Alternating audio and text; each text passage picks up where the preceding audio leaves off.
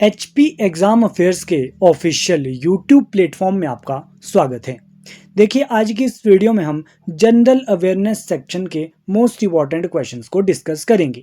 आज ये आपका टेस्ट 4 होने वाला है। जैसा कि आप जानते हैं कि एचपीआरसी हिमाचल प्रदेश राज्य चयन आयोग द्वारा जो है वो एक जनरल अवेयरनेस सेक्शन रहता है, जिसमें 35 क्वेश्चन आपसे जनरल अवेयरनेस से पूछे जाते हैं, जिसमें आपसे मिक्स क्वेश्चन पूछे जाते हैं।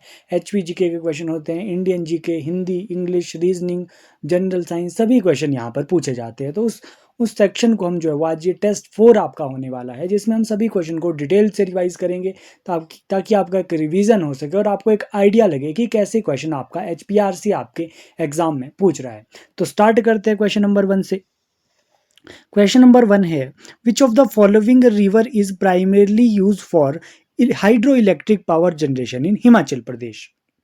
निम्नलिखित में से किस नदी का उपयोग मुख्य रूप से हिमाचल प्रदेश में जल विद्युत उत्पादन के लिए किया जाता है? कि कौन सी रिवर का यूज जो है वो प्राइमरली यूज होता है हिमाचल प्रदेश में, किस लिए? हाइड्रो इलेक्ट्रिक पावर जनरेशन में। तो हिमाचल प्रदेश की बात हो रहे हैं।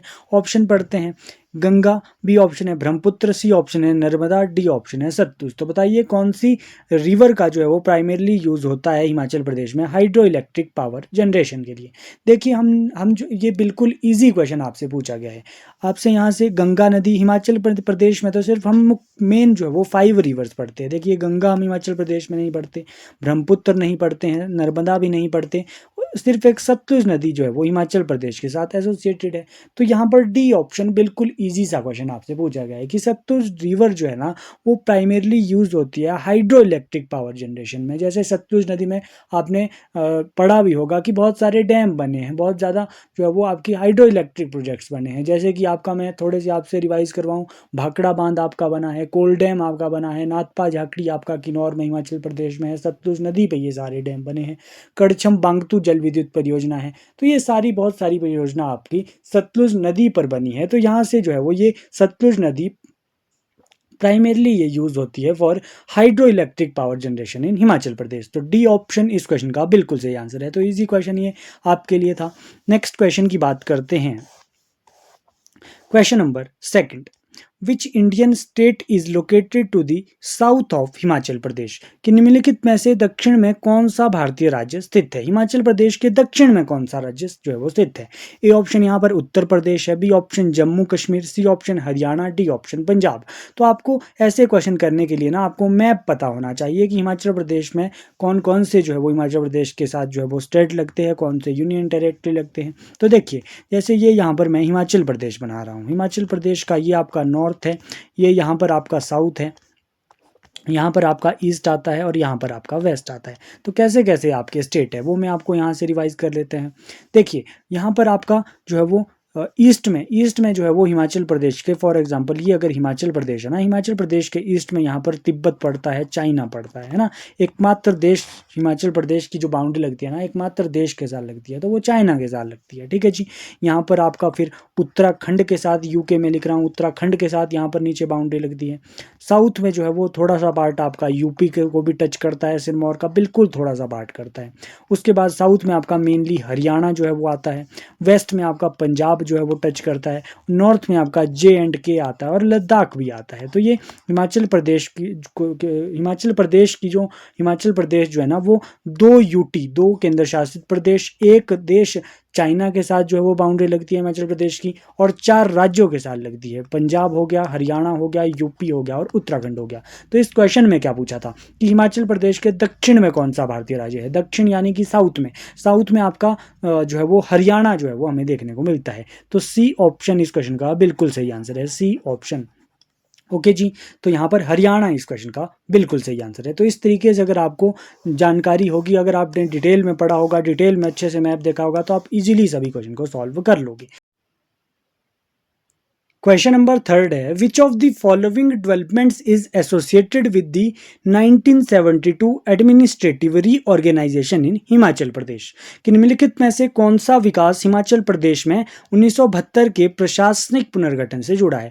1972 की यहाँ पर बात हो रही है कि कौन सा जो है वो इसमें कौन सा विकास हिमाचल प्रदेश में 1972 के प्रशासनिक पुनर्गठन से जुड़ा है? ए ऑप्शन है grant of full statehood under the Himachal Pradesh state act 1970, देखिए इस एक्ट से तो आपका हिमाचल प्रदेश जो है वो बना था, स्टेट आपका बना था, 18th नंबर का जो है वो हिमाचल प्रदेश स्टेट बना था। 1970 में ये बना था, है ना, 1970 के एक्ट से 1971 में बना था। तो यहाँ पर क्वेश्चन में तो आपसे 1972 की घटना पूछी गई है, ठीक है जी, तो ये तो नहीं हो सकता। बी ऑप्शन है creation of new district of Hamirpur and Una after trifurcation of Kangra, बिल्कुल सही कि कांगड़ा के त्रिभाजन के बाद ना हमीरपुर और ऊना के नए जिलों का जो है वो निर्माण हुआ था, बिल्कुल सही। कब जो है वो आपके हमीरपुर और ऊना बने थे, तो 1972 में बने थे। तो यही तो पूछा गया है कि 1972 में यहाँ पर क्या हुआ था प्रशासनिक तौर पर, यहाँ पर हिमाचल प्रदेश में तो दो नए जिले बने थे, कांगड़ा से दो नए जिले जो है वो आपके बने थे। कब बने थे? 1972 में बने थे। तो बी ऑप्शन बिल्कुल सही है। बाकी ऑप्शंस भी पढ़ लेते हैं। Transfer of hill district of Bilaspur from Punjab to Himachal Pradesh administrative, की बिलासपुर के पहाड़ी जिले का पंजाब से हिमाचल प्रदेश प्रशासन का हस्तांतरण। तो आपका बिलासपुर तो आपका 1954 में जो है वो ऐड हुआ था, है ना। डी ऑप्शन है introduction of Panchayati Raj institution through state legislation across rural area, तो ऐसा भी नहीं हुआ था। तो बी ऑप्शन इस क्वेश्चन का राइट आंसर है। 1972 पूछा था, तो 1972 में आपके दो जिले बने थे। तो आपको ये सारा पता होना चाहिए कि कब जो है वो क्या हुआ था। जैसे हम 1972 में तो आपके हमीरपुर और आपके ऊना बने थे, है ना। एक और जिला 1972 में बना था, वो आपका सोलन जिला बना था, है ना। और महासू को उस टाइम पर जो है वो कट कर दिया गया था। उसी तरीके से आपके जो है वो 15 अप्रैल 1948 के टाइम पर जो है वो जब हिमाचल प्रदेश को मुख्य आयुक्त प्रांत बनाया गया ना, उस टाइम 4 जिले थे। कौन कौन से थे? चंबा था आपका, है ना, सिरमौर था, मंडी था, महासू था। उसके बाद 1954 को बिलासपुर 5वां जिला बना। 1 मई 1960 को जो है वो किन्नौर 6ठा जिला बनता है। उसके बाद जो है वो आपका 1 नवंबर 1966 को जो है वो 10 जिले हो जाते हैं, 4 और नए ऐड हो जाते हैं। कांगड़ा हो गया, लाहौल स्पीति, शिमला और कुल्लू। उसके बाद ये जो है वो घटना होती है 1971 को हिमाचल प्रदेश जो है वो स्टेट बन जाता है 18 नंबर का भारत का। और 1972 में ये दो जिले बने थे, हमीरपुर और ऊना, और साथ में सोलन भी ऐड कर दिया गया था और महासू को कट कर दिया गया था। तो इस तरीके से आपको ना ये रिवाइज करते रहना है पूरा, आपको ये सीक्वेंस में आपको पता होना चाहिए। नेक्स्ट क्वेश्चन की बात करते हैं, question number 4। Which conservation site in Himachal Pradesh is recognised as a UNESCO world heritage site for its unique biodiversity, कि हिमाचल प्रदेश में कौन सा संरक्षण स्थल अपनी अद्वितीय जैव विविधता के लिए यूनेस्को विश्व धरोहर स्थल के रूप में मान्यता प्राप्त है। तो यूनेस्को साइट तो हिमाचल प्रदेश में सिर्फ 2 है। क्या आप जानते हैं? पहले ही क्वेश्चन जब पढ़ लिया ना तो आपको पहले ही रिमाइंड कर लेना है, क्योंकि ऑप्शन से ना कई बार कंफ्यूजन हो जाती है। जैसे मैं भी कभी क्वेश्चन पढ़ता हूँ ना, तो हमेशा जो चीज़ें मुझे आती है वो पहले मैं रिमाइंड करने की कोशिश करता हूँ। यूनेस्को साइट की बात हो रही है हिमाचल प्रदेश में, तो 2 यूनेस्को साइट्स है हिमाचल प्रदेश में। कौन कौन सी? एक आपकी ग्रेट हिमालयन नेशनल पार्क है, एक आपका कालका शिमला रेलवे लाइन है। अब पढ़ते हैं। अब यहाँ पर क्या पूछा गया है? Which conservation site in Himachal Pradesh is recognize as a UNESCO world heritage site for its unique biodiversity. अब पढ़ते हैं। ए ऑप्शन है रेणुका वाइल्ड लाइफ सेंचुरी, ये सिरमौर में है, ये तो आपकी यूनेस्को वर्ल्ड हेरिटेज साइट नहीं है, तो ये आपकी क्रॉस हो गया। ठीक है जी। ग्रेट हिमालयन नेशनल पार्क, बिल्कुल ये तो आपका यूनेस्को वर्ल्ड हेरिटेज साइट है और कंजर्वेशन साइट भी है। तो बी ऑप्शन ही इस क्वेश्चन का राइट आंसर है। देखिए गोविंद सागर नहीं है, पिन वैली भी यूनेस्को साइट नहीं है, तो बी ऑप्शन बिल्कुल इजी क्वेश्चन आपके लिए बन गया। अगर आपको इस तरीके से आप क्वेश्चन को सॉल्व करोगे ना, कभी गलत नहीं होगा। थोड़ा सा यहाँ से और डिटेल में पॉइंट को जान लेते हैं। ये यूनेस्को की 2 वर्ल्ड हेरिटेज साइट है। कब ये बनी थी great Himalayan national park? Great Himalayan national park ना आपका 2014 में 23 जून 2014 को 23 जून 2014 को आपका ये ग्रेट हिमालयन नेशनल पार्क को जो है वो यूनेस्को साइट जो है वो दर्जा दिया गया था। उसके बाद आपकी कालका शिमला रेलवे लाइन को भी यूनेस्को साइट का दर्जा दिया गया है ना। कब ये दर्जा दिया गया था? तो आपका 2008 में दिया गया था, 3 जुलाई 2008 को। तो ये दोनों डेट्स ना आपको पता होनी चाहिए, ठीक है जी। और ग्रेट हिमालयन नेशनल पार्क की यहाँ पर बात हो रही है। ग्रेट हिमालयन नेशनल पार्क जो है वो हिमाचल प्रदेश का सबसे बड़ा नेशनल पार्क भी है, ठीक है। जो है वो कितना जो है वो एरिया है आपका ग्रेट हिमालयन नेशनल पार्क तक का? 1171 किलोमीटर स्क्वायर जो है वो ग्रेट हिमालयन नेशनल पार्क का एरिया है। कहाँ पर है ये great Himalayan national park? Kullu में है। तो ये सारे पॉइंट्स ना आपको डायरेक्टली इनडायरेक्टली पता होने चाहिए। देखिए अगर आप प्रेपरेशन कर रहे हैं ना HPRC के अपकमिंग एग्जाम की, चाहे आप HP पटवारी एग्जाम की प्रिपरेशन कर रहे हो, HP पंचायत सेक्रेटरी की प्रिपरेशन कर रहे हो, या फिर आप पुलिस कांस्टेबल की प्रिपरेशन कर रहे हो, या फिर आप HP JO या IT की प्रिपरेशन कर रहे हो, तो हम आपको कंप्लीट स्टडी मटेरियल प्रोवाइड कर रहे हैं और टेस्ट सीरीज हम आपको प्रोवाइड कर रहे हैं according to latest exam pattern के अकॉर्डिंग। हम आपको कंप्लीट स्टडी मटेरियल और टेस्ट सीरीज प्रोवाइड कर रहे हैं। आपको यहाँ पर व्हाट्सएप नंबर दिख रहा होगा 7018186561, यहाँ पर मैसेज कीजिए, हम आपको कंप्लीट स्टडी मटेरियल प्रोवाइड करेंगे। यहाँ से आपकी डेफिनेटली जो है वो हेल्प होगी आपके अपकमिंग एग्जाम में। नेक्स्ट क्वेश्चन की बात करते हैं, question number 5। Guru Shikhar the highest peak of Aravalli ranges situated near which district of Rajasthan. देखिए अब इससे पहले हमने HPGK के 4 क्वेश्चन देखे, अब आपसे मिक्स क्वेश्चन पूछे जा रहे हैं इसमें। तो अब आपका जो है वो ये ज्योग्राफी सेक्शन से क्वेश्चन बन गया कि गुरु शिखर जो है वो हाईएस्ट पीक है आपकी अरावली की। हम जानते हैं अरावली की हाईएस्ट पीक कौन है, आपकी गुरु शिखर है, बिल्कुल है। Is situated near which district of Rajasthan, Rajasthan में है, ये भी हम जानते हैं, लेकिन पूछा गया है कि किस डिस्ट्रिक्ट में है राजस्थान में। तो डिटेल में ये क्वेश्चन बना है, डिस्ट्रिक्ट पूछा गया है राजस्थान में। ए ऑप्शन है सिरोही, बी ऑप्शन है भरतपुर, सी ऑप्शन है बांसवाड़ा, डी ऑप्शन है उदयपुर। तो आपका जो ये गुरु शिखर है ना, ये अरावली की सबसे ऊंची पीक है। तो कौन से स्टेट में है, स्टेट तो आपका राजस्थान है, लेकिन डिस्ट्रिक्ट पूछा गया है तो डिस्ट्रिक्ट ये सिरोही में आता है, माउंट आबू के करीब में ये है। ठीक है जी, माउंट आबू के करीब में है। ए ऑप्शन सिरोही डिस्ट्रिक्ट में है, ए ऑप्शन इस क्वेश्चन का बिल्कुल सही आंसर है। तो ये सारे पॉइंट्स आपको पता होने चाहिए। देखिए ये तो हमने यहाँ से रिवाइज कर ही लिया कि अरावली की हाईएस्ट पीक गुरु शिखर है, लेकिन अगर आपसे पूछे कि ओल्डेस्ट माउंटेन कौन है इंडिया का, या फिर ओल्डेस्ट फोल्डेड माउंटेन किसे कहा जाता है, तो वो अरावली को कहा जाता है। तो ये अरावली के बारे में आप जानते हैं।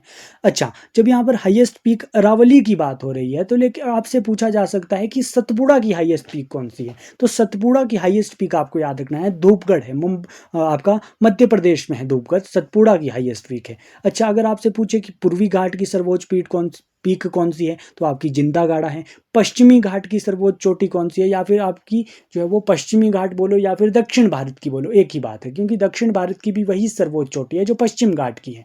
तो पश्चिमी घाट की सर्वोच्च चोटी आपकी अन्नाई मुड़ी है, केरल में है। ठीक है जी। नीलगिरी की सर्वोच्च चोटी कौन सी है, डोडा बेटा है। कहाँ पर है भैया, ये तमिलनाडु में है। तो ये ऐसे पॉइंट ना आपको रिवाइज करते रहना है। ठीक है जी। नेक्स्ट क्वेश्चन की बात करते हैं, question number 6। The secondary sector of an Indian economy mainly includes activity related to। जो आपका सेकेंडरी सेक्टर है इंडियन इकोनॉमी का, हम जानते हैं सेकेंडरी सेक्टर आपका इंडस्ट्री सेक्टर भी कहते हैं, मैन्युफैक्चरिंग सेक्टर भी से कहते हैं। कहा गया है कि mainly include activities related to, कि उनमें कौन कौन सी जो है वो एक्टिविटीज़ इंक्लूड होती है। ऑप्शन आपको दिए हैं, ए ऑप्शन है growing crops and raising live stock, नहीं भैया जी, ये तो आपका प्राइमरी सेक्टर में आता है, एग्रीकल्चर सेक्टर में आता है। बी ऑप्शन है providing services to people and business, नहीं भैया जी, सर्विसेज तो आपका टर्शरी सेक्टर में आता है, लेकिन हमसे सेकेंडरी सेक्टर पूछा गया है। ठीक है जी। सी ऑप्शन है manufacturing goods from raw material, बिल्कुल यही तो मैंने आपको बताया कि आपका जो सेकेंडरी सेक्टर है ना, उसे मैन्युफैक्चरिंग सेक्टर भी कहते हैं, इंडस्ट्री सेक्टर भी कहते हैं। इसमें क्या होता है, आपका गुड्स जो है वो प्रिपेयर किए जाते हैं रॉ मटेरियल से, कच्चे माल से जो है वो वस्तुओं का निर्माण किया जाता है। तो सी ऑप्शन बिल्कुल सही इस क्वेश्चन का राइट आंसर है। तो आपको पता होना चाहिए कि प्राइमरी सेक्टर में क्या क्या आता है, एग्रीकल्चर आता है, फिशिंग आता है, फॉरेस्ट्री आता है ना। वैसे ही आपका सेकेंडरी सेक्टर में आपका मैन्युफैक्चरिंग इंडस्ट्री आती है ना, टेक्सटाइल इंडस्ट्री, पेपर इंडस्ट्री, कोई भी इंडस्ट्री आपकी सेकेंडरी सेक्टर में आता है। टर्शरी सेक्टर में आपका सर्विस सेक्टर भी कहते हैं, जिसमें आपका बैंकिंग आता है, एजुकेशन आता है, हेल्थ आता है, ट्रांसपोर्ट आता है, टूरिज्म आता है, इंश्योरेंस आता है। तो ये सारी चीज़ें आपकी टर्शरी सेक्टर में आती है। तो ये सारे पॉइंट्स रिवाइज करते रहना। नेक्स्ट क्वेश्चन की बात करते हैं, question number 7। Under which article of the constitution of India was the inter state council establish, कि भारत के संविधान के किस अनुच्छेद के तहत अंतरराज्यीय परिषद की स्थापना की गई थी, कि कौन से आर्टिकल से आपकी इंटर स्टेट काउंसिल जो है वो एस्टेब्लिश हुआ था, ये आपसे पूछा गया है। तो इस क्वेश्चन का राइट आंसर क्या है, इस क्वेश्चन का राइट आंसर बताइए। ए ऑप्शन है आर्टिकल 263, आर्टिकल 265, आर्टिकल 264, आर्टिकल 262। तो आपको आर्टिकल से यहाँ से जो है वो क्वेश्चन बना है। तो यहाँ पे इस क्वेश्चन का राइट आंसर है आर्टिकल 263। आर्टिकल 263 से जो है वो इंटर स्टेट काउंसिल एस्टेब्लिश, ठीक है जी, हुई थी। ठीक है, ये ध्यान रखना। अच्छा, इंटर स्टेट काउंसिल जो है वो उसका एम क्या होता है? उसका एम होता है कोऑर्डिनेशन बिठाना आपका स्टेट और सेंटर के बीच में, स्टेट और सेंटर के बीच में, तभी तो नेम भी है इंटर स्टेट काउंसिल यानी कि स्टेट और सेंटर के बीच कोऑर्डिनेशन बिठाना। ठीक है जी। एक आर्टिकल में आपको और मैं यहाँ पे बता दूं, ऑप्शन में लिखा है आर्टिकल नंबर 262। इसमें क्या है? इसमें आपका inter state river water dispute है। Inter state river water dispute जो आपका स्टेट के बीच में आपका रिवर डिस्प्यूट चलता है ना, तो वो आपका आर्टिकल 262 में आता है। तो ये दोनों आर्टिकल ध्यान रखना, 262 और 263। ओके जी। नेक्स्ट क्वेश्चन की बात करते हैं, question number 8। Where did Indian peasants launch a movement against the cultivation of indigo in 1859-86 कि 1859-86 में जो है वो 1859-60 में जो है वो भारतीय किसानों ने नील की खेती के खिलाफ आंदोलन कहाँ शुरू किया गया? देखिए, नील की खेती के विरुद्ध जो है वो एक आंदोलन हुआ था, आपने सुना भी होगा, 1859-60 के आसपास ये हुआ था, है ना जी। तो यहाँ पर क्या हुआ था ना कि ब्रिटिशर्स जो थे, अंग्रेज जो थे, वो किसानों को नील की खेती के लिए जो है वो मजबूर कर रहे थे कि आप नील की खेती करो। लेकिन उससे बहुत सारा जो है वो समस्याएं थी उस नील की खेती से, जैसे कि आपका जो है वो नील की खेती जो है वो बहुत ही कम कीमत किसानों को मिल रही थी उससे, है ना। आपकी ज़मीन पर भी उसका फर्क पड़ रहा था, ज़मीन भी खराब हो रही थी, और जिसकी वजह से किसान जो है वो फसल नहीं उगा पा रहे थे, तो समस्याएं आ रही थी। तो किसानों ने क्या किया था? नील विद्रोह किया था। पूछा गया है कहाँ का ये विद्रोह है। ठीक है जी। ए ऑप्शन है पंजाब, बी ऑप्शन है गोवा, सी ऑप्शन है बंगाल, डी ऑप्शन है गुजरात। तो बताइए कहाँ पे ये जो है वो आपका नील की खेती के खिलाफ जो है वो आंदोलन शुरू हुआ था? तो ये आपका शुरू हुआ था आपका बंगाल में। सी ऑप्शन इस क्वेश्चन का बिल्कुल सही आंसर है। ठीक है जी। तो इस तरीके से आपको ये क्लियर होना चाहिए। नेक्स्ट क्वेश्चन की बात करते हैं, क्वेश्चन नंबर 9। क्वेश्चन नंबर 9 है, वन की feature of formal sector loan is.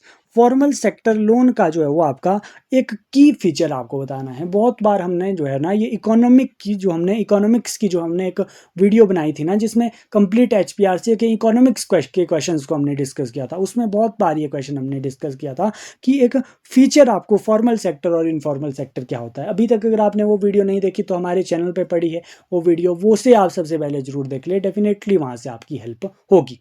तो फॉर्मल सेक्टर सबसे पहले क्या जो है वो इसका जो है वो एक फीचर है। ठीक है जी। ये आपको बताना है। ए ऑप्शन है no requirement for documentation, B option है lack of legal contract, C option है very high interest rate, D option है सुपरविजन बाय गवर्नमेंट रेगुलेशन। पूछा गया है कि कौन सा इनमें से फीचर है पूछा गया है इसमें।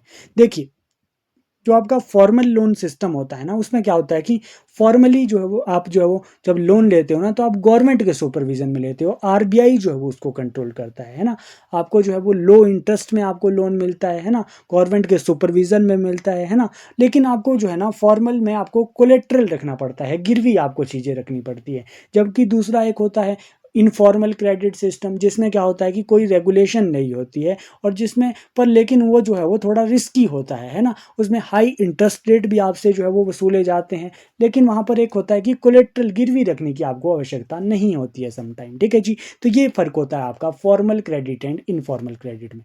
तो यहाँ पर देखिए, फॉर्मल सेक्टर की यहाँ पर फीचर पूछा गया था, तो सुपरविजन बाय गवर्नमेंट रेगुलेशन की गवर्नमेंट के रेगुलेशन में जो है वो आपका सुपरविजन आपका गवर्नमेंट करती है। तो डी ऑप्शन इस क्वेश्चन का राइट आंसर है। यही तो आपका फीचर है फॉर्मल सेक्टर का, यही मैंने आपको बताया। देखिए, वेरी हाई इंटरेस्ट रेट तो आपका इनफॉर्मल में होता है। लैक ऑफ लीगल कॉन्ट्रैक्ट आपका लैक ऑफ लीगल कॉन्ट्रैक्ट, बिल्कुल ये तो आपका इनफॉर्मल में होता है। नो रिक्वायरमेंट फॉर डॉक्यूमेंटेशन, तो ये भी आपका इनफॉर्मल में होता है। फॉर्मल का सिर्फ एक ही फीचर है यहाँ पर, सुपरविजन बाय गवर्नमेंट रेगुलेशन। तो आपका ये यहाँ से क्लियर हो गया होगा। ठीक है जी। नेक्स्ट क्वेश्चन की बात करते हैं, क्वेश्चन नंबर 10। क्वेश्चन नंबर 10 है, in which of the following years was the first parliamentary and legal affairs committee constituted in India. कि निम्नलिखित में से किस वर्ष में भारत में पहली संसदीय और विधिक मामलों की समिति का गठन किया गया? तो आपकी first parliamentary and legal affair committee जो है ना आपकी कब बनी थी? तो इस क्वेश्चन का राइट आंसर है आपका 1949 में ये बनी थी। तो यहाँ से ये आपको डायरेक्ट ये पॉइंट नोट करना है। ओके जी। नेक्स्ट क्वेश्चन की बात करते हैं, question number 11।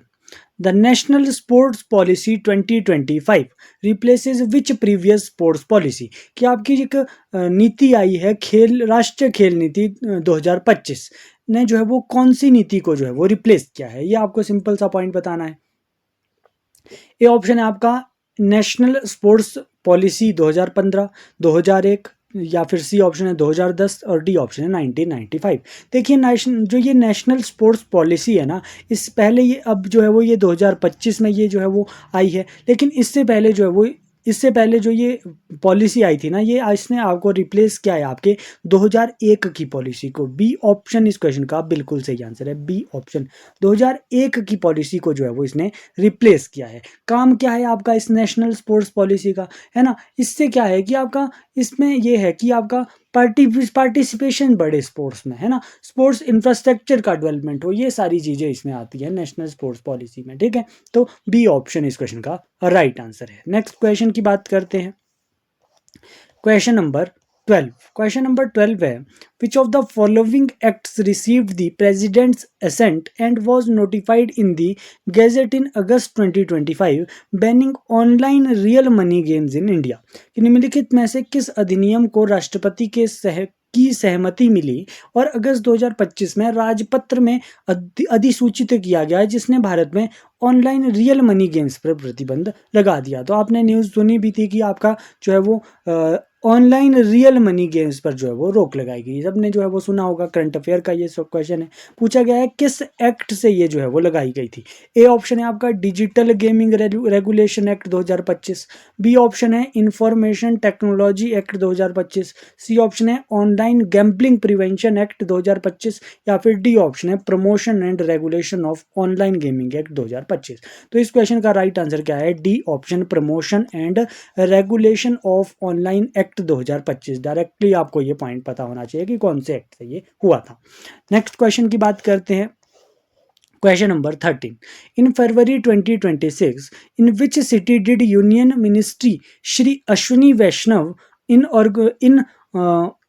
inaugurate the 2 nanometre semiconductor chip at Qualcomm, कि फरवरी 2025 में केंद्रीय मंत्री श्री अश्विनी वैष्णव ने जो है वो क्वालकॉम में 2 नैनोमीटर सेमीकंडक्टर चिप का शुभारंभ जो है वो किस शहर में किया था। ऑलरेडी हम ना जो ये क्वेश्चन ना पहले भी कर चुके हैं कि फरवरी 2026 में ये जो है वो किया था, कौन से शहर में ये किया गया था पूछा गया है।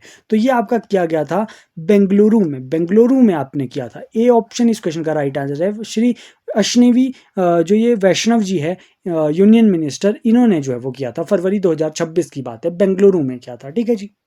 हमारा जो है वो मिशन भी है ISM इंडियन जो है वो इंडियन सेमीकंडक्टर मिशन, ऐसा आपका एक मिशन से रिलेटेड हमने क्वेश्चन पढ़ा था, वहां पर हमने ये क्वेश्चन जो है वो कवर किया था इससे पहले, ठीक है जी। नेक्स्ट क्वेश्चन की बात करते हैं, question number 14। In November 2025, which country announced a new natural gas discovery in border 15 area of Western Afghanistan? कि नवंबर 2025 में किस देश ने पश्चिमी अफगानिस्तान के बदर 15 क्षेत्र में प्राकृतिक गैस की नई खोज की जो है वो घोषणा की थी।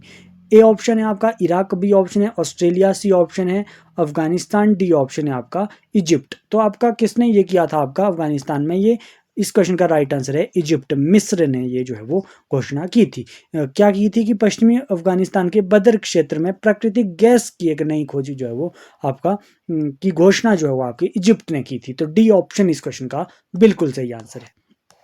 देखिए अगर आप प्रिपरेशन कर रहे हैं ना HPRC के अपकमिंग एग्जाम, या फिर आप HP पुलिस कांस्टेबल की प्रिपरेशन कर रहे हो, तो यहाँ पर आपको एक नंबर दिख रहा है व्हाट्सएप नंबर 7018186561।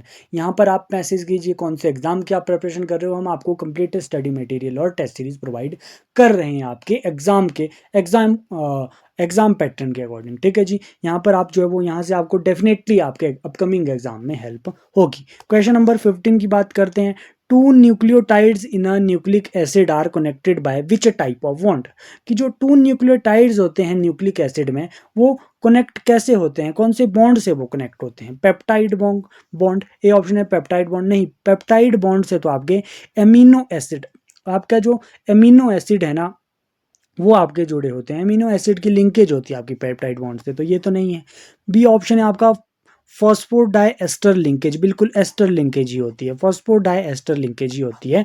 बी ऑप्शन इस क्वेश्चन का राइट आंसर है। देखिए हाइड्रोजन बॉन्ड नहीं हो सकता, ग्लाइकोसिडिक बॉन्ड नहीं हो सकता, ना ही पेप्टाइड बॉन्ड है, तो बी ऑप्शन ही इस क्वेश्चन का राइट आंसर है, एस्टर लिंकेज ही इसमें होती है। बी ऑप्शन बिल्कुल सही आंसर है। तो इजी क्वेश्चन है साइंस सेक्शन से। Next question, question number 16, which law asserts that energy can neither be created nor be destroyed but can be changed from one form to another।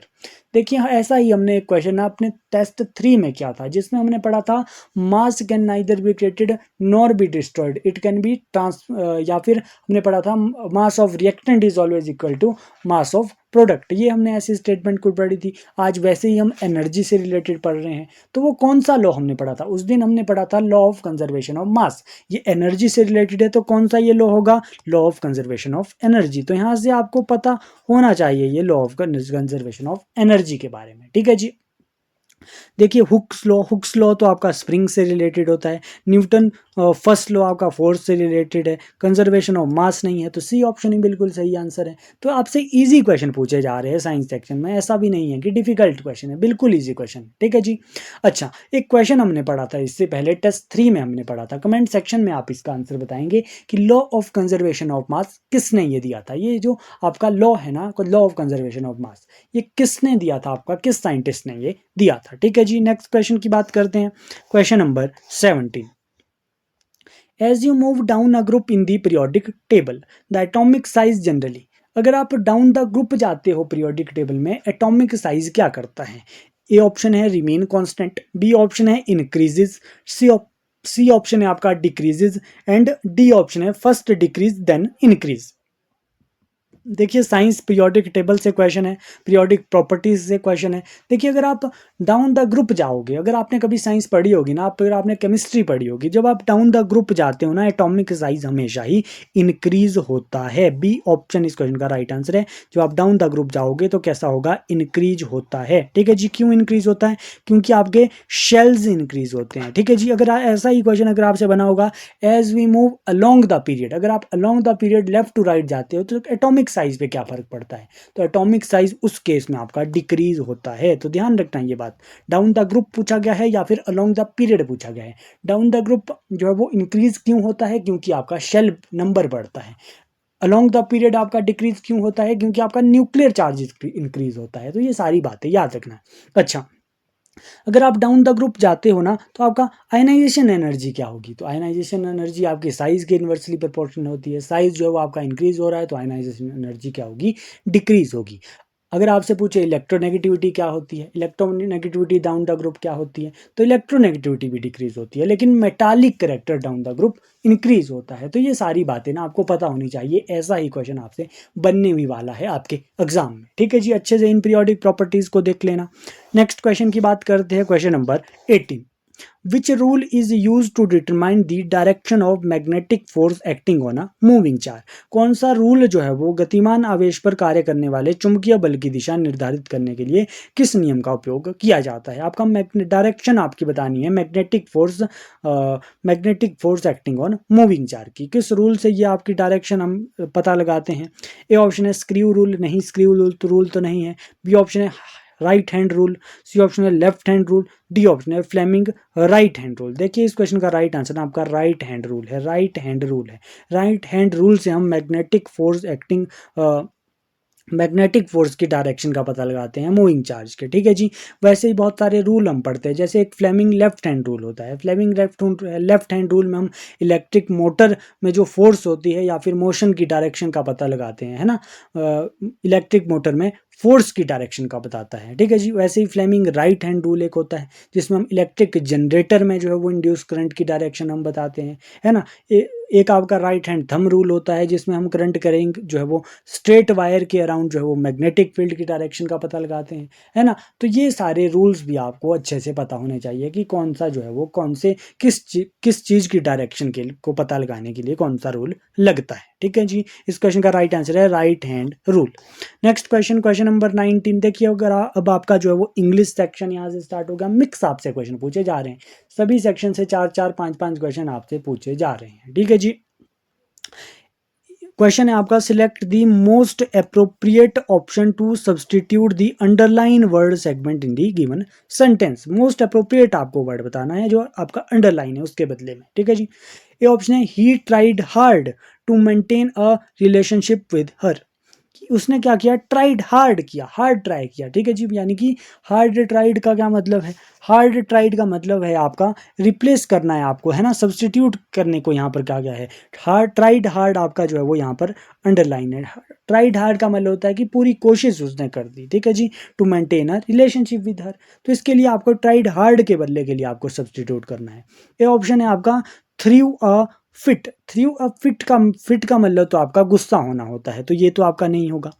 Took to task, took to task क्या होता है, टुक to task होता है आपको एक तरीके से डराना किसी को, है ना, स्कोल्ड करना, तो ये भी नहीं होगा, ऐसा भी नहीं है ट्राइड हार्ड का, तो ये भी मतलब नहीं होता है।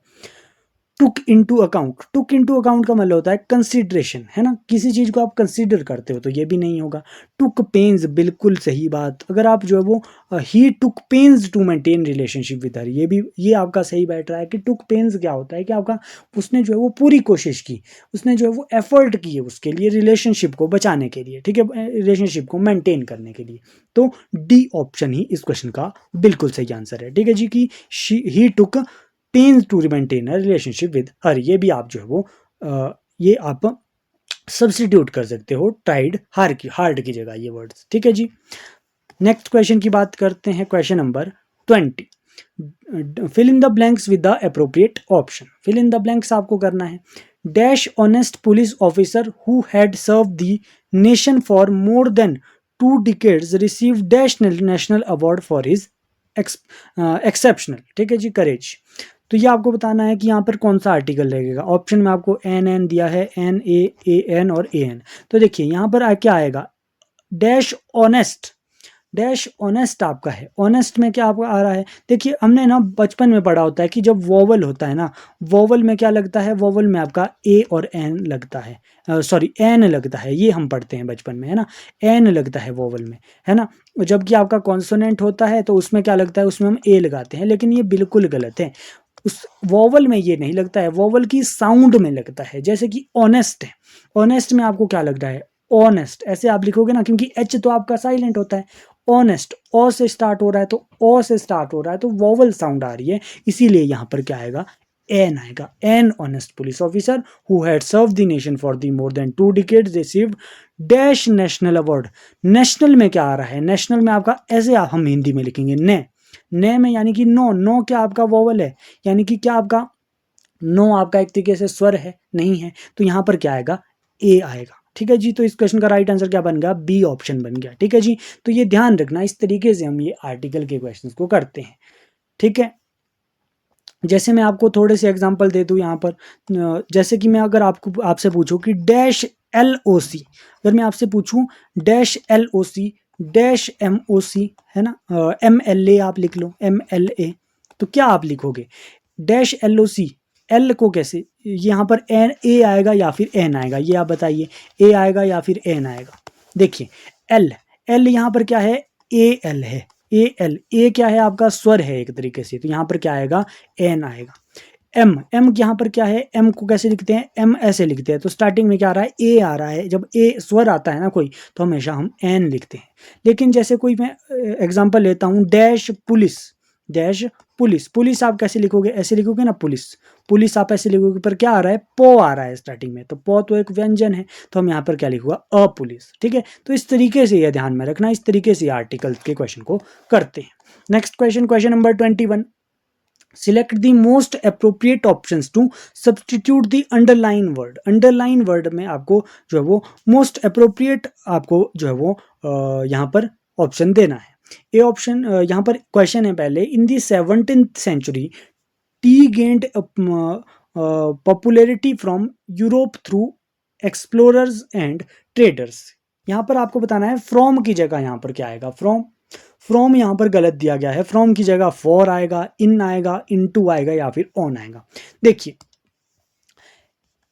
टी गेंड पॉपुलैरिटी, फॉर आएगा, देखिए फॉर कब आता है, फॉर का मतलब क्या होता है, फॉर का मतलब एक तरीके से होता है आपका, फॉर आपका होता है जैसे कि आप कहते हो this is gift for you, यानी कि आपके लिए जो है वो फॉर का मतलब होता है this is gift for you, कि आपके लिए ये गिफ्ट है, तो के लिए आपका होता है। तो यहाँ पर टी गेन पॉपुलैरिटी के लिए यूरोप, नहीं भैया जी ये तो गलत है, फॉर यहाँ पर नहीं आएगा। बी ऑप्शन है इन, बी ऑप्शन है आपका इन। इन किस चीज़ के लिए यूज होता है? इन होता है कि अगर आप किसी प्लेस में, प्लेस के अंदर जो है वो आप जा रहे हो, जैसे कि आपका जैसे यहाँ पर लिखा है T gained popularity in Europe, बिल्कुल यहाँ पर इन आपके प्लेस में के अंदर की बात हो रही है ना, तो यहाँ पर इन ये बिल्कुल सही आंसर है। ठीक है जी, इन बिल्कुल सही आंसर है। बाकी ये भी समझ लेते हैं एक बार, इनटू, इनटू क्या होता है? इनटू आपका यूज कब होता है? इनटू होता है जब आप किसी की तरफ मूवमेंट कर रहे हो, जैसे कि he went into the room, कि वो जो है वो रूम की तरफ जा रहा है, तो मूवमेंट कर रहा है ना, तो आपका तब आपका इनटू लगता है, इसीलिए यहाँ पर इनटू तो नहीं होगा।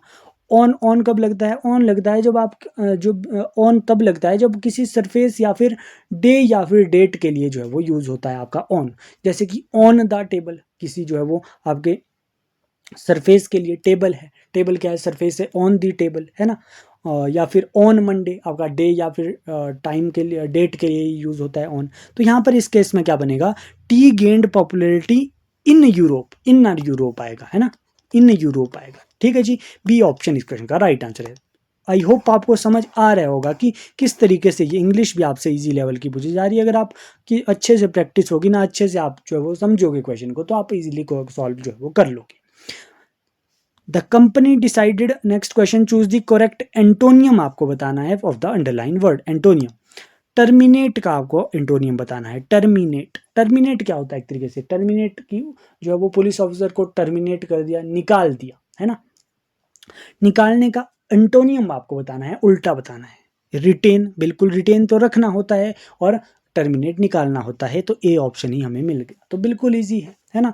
इवेल्युएट तो आपका मूल्यांकन करना होता है। डिसमिस, डिसमिस तो आपका खत्म करना होता है। पोस्टपोन्ड आपका जो है वो पोस्टपोन्ड करना होता है, यानी कि एक तरीके से डिले करना आप कह लो, है ना। तो ये सारा ए ऑप्शन ही इस क्वेश्चन का आंसर है, रिटेन रखना, टर्मिनेट निकाल देना। ठीक है जी, एंटोनियम पूछा था। नेक्स्ट क्वेश्चन की बात करते हैं, question number 23, select the option which means the same age group of words given, कि ऐसा एक ऑप्शन आपको चूज करना है, सिलेक्ट करना है, जिसका मतलब क्या है? Same age group of word. जैसा यहाँ पर ये वर्ड लिखा है ना, ये सेंटेंस लिखा है, उसके अकॉर्डिंग आपको एक वर्ड देना है इस सेंटेंस के लिए। द सेंटेंस है आपका, the ability to control our thought and actions to achieve what you want to do, कि अपनी एबिलिटी को कंट्रोल करना, एबिलिटी सॉरी ऐसी एबिलिटी कंट्रोल करने की, अपने थॉट्स और एक्शन को कंट्रोल करने की एबिलिटी, जिससे जो है वो आप जो है वो कुछ भी अचीव कर सकते हो जो आप चाहते हो। तो ऐसे एक वर्ड इस सेंटेंस के लिए आपको चूज करना है। विल पावर, वाइल्डरनेस, वर्थीनेस, या फिर वर्कमैनशिप। देखिए वर्कमैनशिप तो कुछ नहीं होता, वर्कमैनशिप तो आपका आप कह लो, वर्कमैनशिप होता है एक तरीके से कारीगिरी, है ना, कारीगिरी। वर्थीनेस, वर्थीनेस तो आपका योग्यता होती है, पात्रता होती है, तो ये भी नहीं है। वाइल्डरनेस, वाइल्डरनेस तो आपका ये तो वाइल्ड आपका जंगल होता है, ये भी नहीं है। तो विल पावर ही इस क्वेश्चन का राइट आंसर है। तो विल पावर आप जानते भी है कि विल पावर होती है कि ऐसी एबिलिटी कंट्रोल करने की अपने थॉट को, एक्शंस को, जो आप जिससे आप जो है वो कुछ भी जो है वो आप कर सकते हो, जो आप चाहते हो वो आप अचीव कर सकते हो।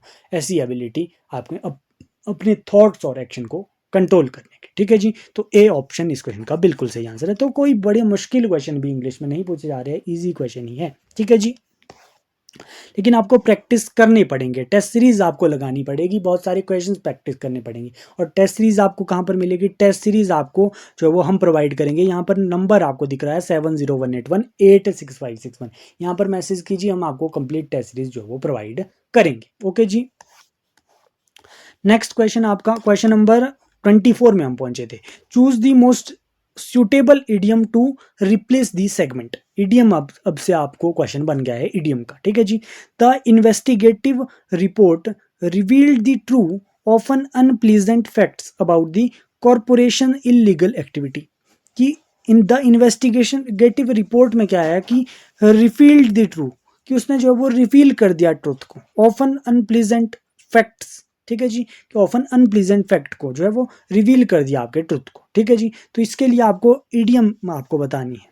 ये ऑप्शन है स्वेप्ट अंडर द रग, स्वेप्ट अंडर द रग क्या आपने पढ़ी है? ये ईडियम क्या आपने पढ़ी है? क्या मतलब होता है इसका? स्वेप्ट अंडर द रग, ये इसका मतलब होता है कि किसी प्रॉब्लम या फिर आपकी गलती को छुपा देना, ये होता है आपका swept under the rug. B option है तो ये तो नहीं होगा, है ना। बी ऑप्शन है blew the lid off. Blew the lid off का क्या मतलब होता है कि ब्ल्यू द ये ब्ल्यू द लिड ऑफ का मतलब होता है कि किसी सीक्रेट को जो है वो रिवील कर देना। तो यही तो बन रहा है कि रिवील दी ट्रुथ। तो बी ऑप्शन इस क्वेश्चन का राइट आंसर है, तो यही है। मैंने ना कई कई इडियम मैंने आपको बताई है जो आपने रिवील के बारे में हमने बताया है कि सीक्रेट रिवील करने के लिए हमने जो है ना इससे पहले बहुत सारे इडियम पढ़े हैं। जैसे कि आज हमने ये पढ़ लिया कि ब्ल्यू द लिड ऑफ, या आपका होता है सीक्रेट रिवील कर देना, है ना।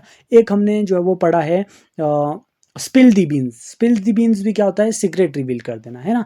एक होता है आपका let the cat out of the box. Let the cat out of the box यानी कि सीक्रेट बता देना एक तरीके से, है ना। तो ये सारे इडियम्स आपको रिवाइज करते रहते हैं, करते रहना है। जैसे कि यहाँ पर एक लिखा है throw in the towel. Throw in the towel का क्या मतलब हुआ? कि हार जाना, है ना। Throw in the towel. यहाँ पर है beat around the bush. Beat around the bush का क्या मतलब होता है? कि सीधी बात करना, है ना, सीधी बात करना। तो ये सारे इडियम्स आपको पता होने चाहिए। इस क्वेश्चन का राइट आंसर क्या है? ब्ल्यू द लिड ऑफ, यानी कि रिवील कर देना ट्रुथ को। ठीक है जी। नेक्स्ट क्वेश्चन की बात करते हैं, क्वेश्चन नंबर 25। निर्बल के बलराम लोकोक्ति का उचित अर्थ क्या है? निर्बल के बलराम, निर्बल के बलराम होते हैं, है ना। यहाँ पर शौर्य का महत्व है? नहीं भैया, ऐसा तो नहीं है। बी ऑप्शन आर्थिक सहायता करना, ऐसा भी नहीं है। सामाजिक विरोध, ताना माना, नहीं। बी डी ऑप्शन इस क्वेश्चन का राइट आंसर है। असहाय की सहायता ईश्वर करते हैं, कि निर्बल के बलराम होते हैं जो आपके असहाय होते हैं ना, उनके कौन होते हैं? ईश्वर होते हैं। तो डी ऑप्शन बिल्कुल सही आंसर है। हिंदी के तो आपसे ना बिल्कुल इजी क्वेश्चन आपसे पूछे जाते हैं। ठीक है जी। नेक्स्ट क्वेश्चन की बात करते हैं, क्वेश्चन नंबर 26। पगड़ी उछालना मुहावरे का क्या अर्थ है? पगड़ी उछालना, पगड़ी उछालना तो बड़ा कॉमन सा मुहावरा है। ये तो आपका बेइज्जत करना होता है। ए ऑप्शन इस क्वेश्चन का राइट आंसर है। देखिए, स्वभाव जानना नहीं है, निर्दोष होना नहीं है, भाग जाना नहीं है, बेइज्जत करना ही इस क्वेश्चन का राइट आंसर है। तो ये आपको पता होना चाहिए। Next question, question number 27। अम्ल क्षारक रसायन के संदर्भ में जल में घुलनशील क्षारक के लिए कौन सा शब्द प्रयुक्त होता है? तो यहाँ से बीच में ये साइंस का क्वेश्चन मुझे लग रहा है ना। साइंस से ये क्वेश्चन बन गया कि अम्ल क्षारक, एसिड बेस होता है आपका, अम्ल होता है एसिड, बेस होता है आपका क्षारक। रसायन के संबंध में जल में घुलनशील क्षारक, जो जल में आपका क्षारक बेस आपका घुल जाता है ना, उसे क्या कहते हैं? ऑक्साइड उसे कहते हैं? नहीं भैया, ऑक्साइड तो नहीं कहते हैं।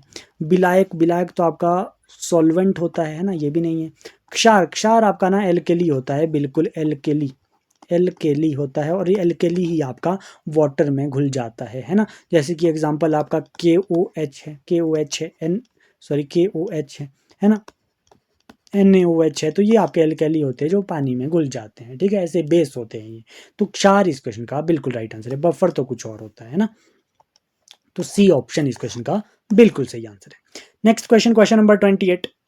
राम डैश बड़े मन लगाकर अपनी परीक्षा की तैयारी की। राम, राम क्या है भैया जी? कर्ता। कर्ता के बाद क्या आता है? कारक। मैंने आपको कई बार ये बताया है। कर्ता ने कर्म को करण से, संप्रदान को के लिए, अपादान से, अधिकरण में पर, संबंध का के की, रारेरी, संबोधन हे अरे। तो ये सारा टेबल ना आपको पता होना चाहिए। राम क्या है? राम आपका कर्ता है। कर्ता के साथ क्या आता है? कर्ता ने आएगा, ने। डी ऑप्शन क्वेश्चन का राइट आंसर है। तो इस तरीके से बिल्कुल इजी क्वेश्चन है हिंदी सेक्शन में। तो ठीक है जी। Question number 29। खाइए मन भाता, पहनिए जग जग जग भाता। इस लोकोक्ति का उचित अर्थ क्या है? खाइए मन भाता। ए ऑप्शन पढ़ते हैं, मन और मुंह की एक एकल पता बनाए रखो। नहीं भैया जी, ऐसा तो नहीं है। खाइए मन भाता, पहनिए जग भाता। ठीक है जी। भोजन और वस्त्र केवल मन को भाते हैं। नहीं भैया जी, जो भी आपसे मुहावरा होगा ना, उसका मीनिंग, डीप मीनिंग उसका जो है वो उस लोकोक्ति का समझने की कोशिश करना है। ऐसे बिल्कुल इजी भी नहीं होगा, है ना। आपको अच्छे से वो समझना है। खाइए मन भाता, पहनिए जग जाता। दूसरों को खुश करने के लिए ही जीवन जियो। नहीं भैया जी। सोच अपनी आचरण जो दूसरों को रचे। भैया बिल्कुल सही, डी ऑप्शन है राइट आंसर है। खाइए मन भाता, कि खाइए मन भाता, कि सोच अपनी रखो, पहनिए जग भाता, कि आचरण दूसरों के रचे, है ना। आचरण जो है वो दूसरों के जो है वो हमें रचनी चाहिए, और सोच अपनी रखनी चाहिए। तो यही इस क्वेश्चन का राइट आंसर है, डी ऑप्शन। तो ऐसे इजी क्वेश्चन है हिंदी सेक्शन में। Question number 30। तुम्हारा चेहरा डैश लाल है, रिक्त स्थान की पूर्ति उचित क्रिया विशेषण से करे। तुम्हारा चेहरा वा लाल है, ये तो नहीं होगा। तुम्हारा चेहरा वा लाल है ना, ये तो कोई बिहारी लैंग्वेज जो है वो यूज़ हो गई है ना। बिहार में ऐसा कहते हैं ना, बिहार की लैंग्वेज में तुम्हारा चेहरा वा लाल है ना। तो ये तो गलत है भैया, हिंदी में हमें ये पूछा गया है, तो ये तो गलत है। बी ऑप्शन है तुम्हारा चेहरा बहुत लाल है, हो सकता है ना, बहुत लाल है। तुम्हारा चेहरा कूच लाल है, कूच लाल तो नहीं है। तुम्हारा चेहरा गमा लाल है, ये भी नहीं बना। तो बी ऑप्शन इस क्वेश्चन का राइट आंसर है, तुम्हारा चेहरा बहुत लाल है, बहुत लाल है। बहुत आपका क्या होता है, परिणामवाचक क्रिया विशेषण होता है ना, क्रिया विशेषण से इसको हमें जो है वो ये करना था। ठीक है जी, तो बी ऑप्शन ही इस क्वेश्चन का बिल्कुल सही आंसर है। ठीक है, तो यहाँ से ये हिंदी सेक्शन से ये क्वेश्चन बने थे। अब आपका जो है वो रीजनिंग से क्वेश्चन बन रहे हैं। क्वेश्चन नंबर 31 आपका रीजनिंग का है। Refer the following series of a letter, numbers and symbol and answer the following questions. Left to right यहाँ पर लिखे हैं, कुछ सीरीज ये दी गई है। If all numbers are removed from the series, कि सभी नंबर को हमें इस सीरीज से रिमूव कर देना है। ठीक है, कर देंगे। विच of the following will be the eighth from the right, उस रिमूव करने के बाद राइट से एट्थ नंबर पे कौन होगा। तो चेक करते हैं, सबसे पहले क्या करते हैं, नंबर को रिमूव कर लेते हैं। इस सीरीज में नंबर जितने भी दिखे उन्हें काटा मार लो। 3 दिख रहा है, 2 दिख रहा है, 8 दिख रहा है, कैंसिल करो। 9 दिख रहा है, 6 दिख रहा है, 4 दिख रहा है। बस ये आपके नंबर थे। अब आपको राइट से, राइट आपका ये है, राइट से 8 कौन सा आ रहा है। क्यू पहला है, दूसरा, तीसरा, चौथा, पांचवा, छठा, सातवां, आठवां। आठवां आपका के आ रहा है ना, के एट्थ फ्रॉम द राइट है, तो के इस क्वेश्चन का बिल्कुल सही आंसर है। देखिए ऑप्शन में सी ऑप्शन इस क्वेश्चन का बिल्कुल सही आंसर है। के जो है वो इस क्वेश्चन का राइट आंसर है। के है आपका राइट एट से जब हम नंबर्स को जो है वो रिमूव कर देंगे। तो बिल्कुल इजी क्वेश्चन आपसे पूछे जा रहे हैं। ठीक है, यहाँ पर ना के ही है इस क्वेश्चन का राइट आंसर है, यहाँ पर ये गलत दिया है, एन नहीं है, के आपका जो है। ठीक है, ठीक है। नेक्स्ट क्वेश्चन की बात करते हैं, question number 32। F is the mother of E, F is the mother of the E. देखिए इस क्वेश्चन को ना, ये आपका ब्लड रिलेशन का क्वेश्चन है, आपको फैमिली ट्री आपको बनाना आना चाहिए, तभी आप ऐसे क्वेश्चन को ना सॉल्व कर पाओगे, है ना। फैमिली ट्री आपको सॉल्व करना आना चाहिए। देखिए कैसे करते हैं, मैं आपको बताता हूँ। F is the mother of E, देखिए एफ हम लेते हैं पहले, एफ एक ले लिया, sorry, F is the mother of E, E की मदर है तो हम ई को लेंगे। ई की मदर कौन है, एफ है, तो एफ हम जो है वो ऊपर लिख देते हैं, क्योंकि ऊपर वाली जनरेशन, मदर क्या होती है, ऊपर वाली जनरेशन में होती है, और फीमेल को हम जो है वो नेगेटिव से लिख लेते हैं इस तरीके से। ठीक है जी, नेक्स्ट पढ़ते हैं। E is the father of D, E क्या है आपका, फादर है डी का, डी का फादर है आपका, तो डी का फादर है तो डी हमारे को नीचे लिखना पड़ेगा, क्योंकि निचली जनरेशन में आएगा डी। डी क्या है, बच्चा है आपका, फादर है आपका ई, ई तो ई के ऊपर हम प्लस लिख लेते हैं, मेल को हम प्लस से लिखते हैं, फीमेल को नेगेटिव से लिखते हैं। ठीक है जी, उसके बाद क्या लिखा है, D is the brother of B, D का ब्रदर कौन है, डी का ब्रदर बी है, तो यहाँ पर इसी जनरेशन में आएगा, ये बी है भैया जी, डी का ब्रदर बी है, तो ब्रदर है तो ये आपका जो है वो प्लस में आएगा। ठीक है जी, सॉरी, डी का brother, D is the brother of B, D जो है वो ब्रदर है, इसलिए डी यहाँ पर पॉजिटिव है, बी नहीं है। ठीक है जी, ये आप नोट कर लेना, डी आपका है, ये आपका प्लस नहीं है। ठीक है, डी आपका क्योंकि ब्रदर है तो मेल है, तो इसलिए प्लस यहाँ पर डी के ऊपर लिख दिया। नेक्स्ट आपका B is the sister of C, B की सिस्टर कौन है, सॉरी बी जो है वो सिस्टर है सी की, तो बी सिस्टर है तो ये नेगेटिव लिख लिया फीमेल के लिए। तो यहाँ पर ये मैं यही कर रहा हूँ कि ऊपर वाली जनरेशन को ऊपर लिख रहा हूँ, नीचे वाली जो जनरेशन है सन हो गया आपका, है ना, तो वो आपका मैं नीचे लिख रहा हूँ एक है। तो ये अब आपका ये फैमिली ट्री तैयार हो चुका है। अब आपसे क्वेश्चन बनाए, how is F related to B, कि एफ जो है वो बी से कैसे रिलेटेड है। देखिए एफ का लड़का कौन है, ई, और ई का ही लड़का कौन है, सॉरी ई की लड़की आपकी है नेगेटिव में है तो बी है, क्योंकि ये सारे आपस में भाई बहन है ना, तो ये सारे आपके ई के ही बच्चे हुए, तो एफ के लड़के की लड़की है आपकी बी। ठीक है जी, यानी कि आपका बी का एफ क्या लगा, बी का एफ लगे आपका जो है वो यहाँ से पूछा गया है कि एफ बी से किस प्रकार जो है वो संबंधित है, तो एफ आपका क्या है, बी के पिता की माता है ना, एफ क्या है आपके बी के पिता की माता है ना, ये क्योंकि नेगेटिव है, क्योंकि बी का पिता कौन है, ई, ई की माता कौन है, एफ, यानी कि फादर्स मदर है। बी ऑप्शन ही इस क्वेश्चन का राइट आंसर है, पिता की माता। तो बी ऑप्शन बिल्कुल सही आंसर है। तो इस तरीके से आप ना ये ट्री की हेल्प से, फैमिली ट्री की हेल्प से ये सॉल्व करना हो जाएगा। ठीक है, next question, question number 33। These question are based on the 5 3 digit number given below. ये क्वेश्चन जो है ना वो 5 3 डिजिट नंबर पे ये बेस्ड है ये क्वेश्चन। ठीक है, ये आपका लिखा है, एक नंबर ये है, दूसरा नंबर आपका ये लिखा है यहाँ पर, तीसरा ये है, चौथा ये, पांचवा ये है। ठीक है, अब आपको लिखना है एग्जाम्पल, यहाँ पर लिखा है 676, for example 697, first digit is 6, इसमें जो है वो फर्स्ट डिजिट 6 है, सेकंड डिजिट 9 है, थर्ड डिजिट जो है वो 7 है। Note all operation are to be perform from left to right, left to right ही ऑपरेशन होंगे। ठीक है, अब क्वेश्चन में क्या पूछा गया है, what will be the result of adding the second digit of largest number two the third digit of smallest number. देखिए पहले क्वेश्चन की बात करते हैं, second digit of largest number. Largest number सबसे पहले इन 5 में से आपको कौन सा दिख रहा है, तो सबसे पहले मुझे तो दिख रहा है 7 8 9, है ना। अब इसकी सेकंड डिजिट कौन सी है, यहाँ पर एग्जाम्पल लिखा भी था, फर्स्ट डिजिट 6 है तो ये आपकी फर्स्ट डिजिट होगी, 7 8 आपकी दूसरी डिजिट होगी, 9 आपकी तीसरी डिजिट होगी। तो यहाँ पर 8 इन्होंने बोला है लेने को। ठीक है, अपने सबसे बड़े नंबर की। अब दूसरा यहाँ पर पूछा गया था कि third digit to the smallest number. अब स्मॉलेस्ट नंबर कौन सा आपको दिख रहा है इन 5 में से, 719 दिख रहा है ना। और थर्ड डिजिट 719 की कौन सी है, 9 है। आपको क्या करना है, रिजल्ट बताना है, एडिंग करके, ऐड करके आपको ये बताना है, 8 और 9 ऐड करके बताना है, तो कितना आता है, 17 आता है। 17 इस क्वेश्चन का राइट आंसर है। देखिए स्टेटमेंट भले ही बड़ी है लेकिन क्वेश्चन ये बड़े ईजी पूछ रहे हैं। रीजनिंग सेक्शन में ध्यान रखना, इन क्वेश्चन को आप छोड़ नहीं सकते, अगर छोड़ोगे तो आप मेरिट में पीछे चले जाओगे। ठीक है जी, तो ऐसे क्वेश्चन, बड़े स्टेटमेंट से आपको घबराना नहीं है, अच्छे से क्वेश्चन को पढ़ना है और सॉल्व करना है, बिल्कुल इजी क्वेश्चन है। ठीक है जी, नेक्स्ट क्वेश्चन की बात करते हैं, क्वेश्चन नंबर 34।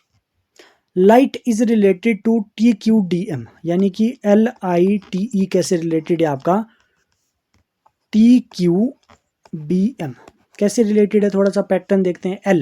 एल का नंबर क्या होता है, एल होता है आपका 12, टी होता है आपका 20। ठीक है जी, ये आपको नंबर पता होने चाहिए कि कौन सा आपका इंग्लिश अल्फ़ाबेट ऑर्डर में आपका आई आता है। आई 9 होता है ना।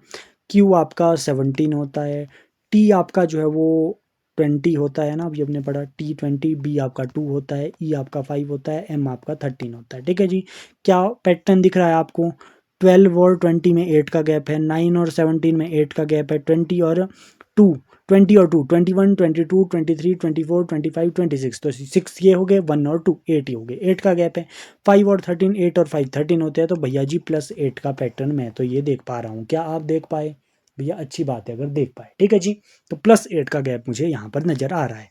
बाकी दूसरा भी देख लेते हैं, वियर एंड एमिट में, ये एमिज में।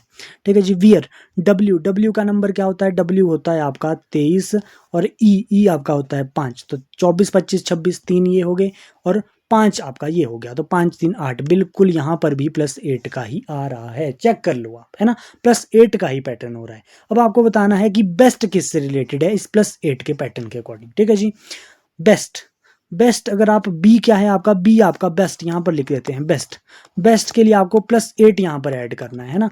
बेस्ट में आपका बी आपका 2 होता है, ई आपका 5 होता है, +8 करना है, यानी कि 2 में 8 ऐड करो 10, 10 आपका किसका नंबर है, जे का नंबर है ना। जे वाले कितने ऑप्शन दिख रहे हैं, तो ये तो हम निगलेक्ट ही कर देते हैं, जे के आपको 2 ऑप्शन दिख रही है, इसलिए हमें दूसरा भी सॉल्व करना पड़ेगा।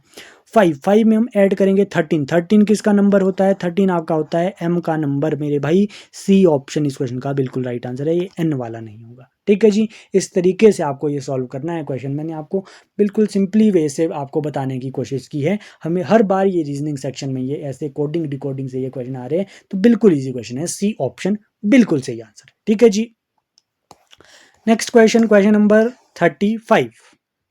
क्वेश्चन नंबर 35 है, in certain code language A+B means, ये आपका कोडिंग का क्वेश्चन है ना। A+B means A is mother of B, A-B mean A is brother of B, A×B का मतलब A is wife of B, A%B का मतलब A is father of B, A#B का मतलब A is daughter of B। अब आपको कुछ code दिया है, अब उसका फैमिली ट्री, ये भी आपका ब्लड रिलेशन का क्वेश्चन है, फैमिली ट्री ही बनेगा इसमें भी। ठीक है जी, सबसे पहले बात करते हैं आपका CJ क्रॉस की हुई, देखिए क्रॉस अब आपको देखना है ऊपर, क्रॉस आपका यहाँ पर है, A is wife of B, A cross B का मतलब है A is wife of B, यानी कि सी जे क्रॉस क्यू ई का मतलब क्या होगा कि C J is wife of Q E, यानी कि सी जे किसकी वाइफ होगी, क्यू ई की वाइफ होगी, यानी कि क्यू ई अगर जो है वो मेल है तो उसकी वाइफ में सेम जनरेशन में डबल इसके साथ बना रहा हूं, तो ये आपका सी जे जो है वो इसकी क्यू ई की वाइफ हो जा रही है, इसलिए नेगेटिव यहां पर लगा रहा हूं फीमेल के साथ, पॉजिटिव लगा रहा हूं मेल के साथ। ठीक है जी। अब परसेंटेज है Q E percentage B T, यानी कि परसेंटेज हमें यहाँ दिख रहा है, ए परसेंट बी का मतलब है A is father of B, यानी कि Q E percent we T का मतलब क्या होगा, Q E is father of we T, यानी कि क्यू ई किसका फादर है, वी टी का फादर है, तो नीचे वाली जनरेशन में बना रहे हैं हम ये वी टी को। ठीक है।